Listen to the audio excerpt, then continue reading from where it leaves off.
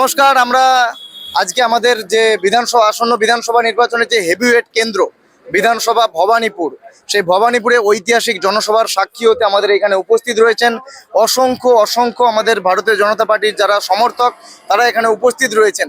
আজকে আমরা সেই জনসভার সাক্ষী হতে চলেছি।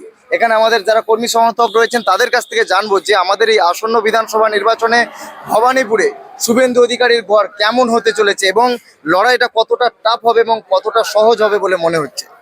দেখুন, যে পরিস্থিতি সেটা মমতা বন্দ্যোপাধ্যায় ভালো মতন বুঝতে পেরে গেছে। কদিন আগে আমরা দেখতে পেয়েছি উনি সভা ছেড়ে চলে গেছেন এবং শুভেন্দু অধিকারীর কাছে যে উনি হারছে সেটা আগেই নিশ্চিত হয়ে গেছে। তাই আজকের যে জনসভা আছে বিশাল জনসভা, জনসমুদ্র জনপ্লাবন বয়ে যাবে এবং ভবানীপুর আমরা নিশ্চিত জিতছি, এটা 100% গ্যারান্টি। গতকাল কেজরিওয়াল জি এসেছিলেন মমতা ব্যানার্জির সমর্থনে। আজকে সেই আপ থেকে বেরিয়ে আসা আমাদের রাঘব চাড্ডা, হরভজন সিং আজকে এই ঐতিহাসিক জনসভার সাক্ষী এবং একটা জনপ্লাবন আমরা দেখতে চলেছি। এই বিষয়টা কতটা প্রভাব পড়বে? দেখুন, বাংলায় তো একটা প্রবাদই আছে, আগে নিজের ঘর সামলাক তারপরে অন্যের ঘর সামলাতে যায়। কেজরিওয়ালজি তো নিজের ঘরই সামলাতে পারছেন না। আমরা ওই জন্য আমাদের স্লোগান আছে যে দিল্লিতে গেছে আপ, এবার বাংলায় যাবে বাংলার এই পাপ। তাতে আমরা বলছি ভবানীপুর জিতবে, আমরা আবেগের বসে বলছি। 2021 সালের নির্বাচনে ওখানে প্রার্থী ছিলেন শোভনদেব চট্টোপাধ্যায়, উনি জিতেছিলেন 21,000 ভোটে সম্ভবত।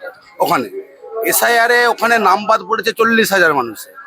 এবার দেখুন সেই বাকি ভোট ফলস ছাপ কোথায় পড়তো। এমনকি 1956 ভোটে 21 সালে নন্দীগ্রামে হারার পরে মমতা ব্যানার্জি যখন ওখানে প্রার্থী হয়েছিলেন, আমাদের প্রিয়াঙ্কা টিবরিওয়াল প্রার্থী ছিলেন ওখানে, উনি 54,000 ভোটে জিতেছিলেন। উনাকে বাঁশদ্রোণী আর কলকাতা বন্দর থেকে হচ্ছে ভোটার এনে এখানে ফলস ভোট মারতে হয়েছিল। এবং সাধারণ যে নির্বাচন তাতে উনি তো 21,000 ভোটে মাত্র ওখানে জিতেছে। 40,000 এসআইআর এর নাম বাদ গেছে। মমতা ব্যানার্জি ভবানীপুরে হারছে, উনি নিজেও জানেন এটা।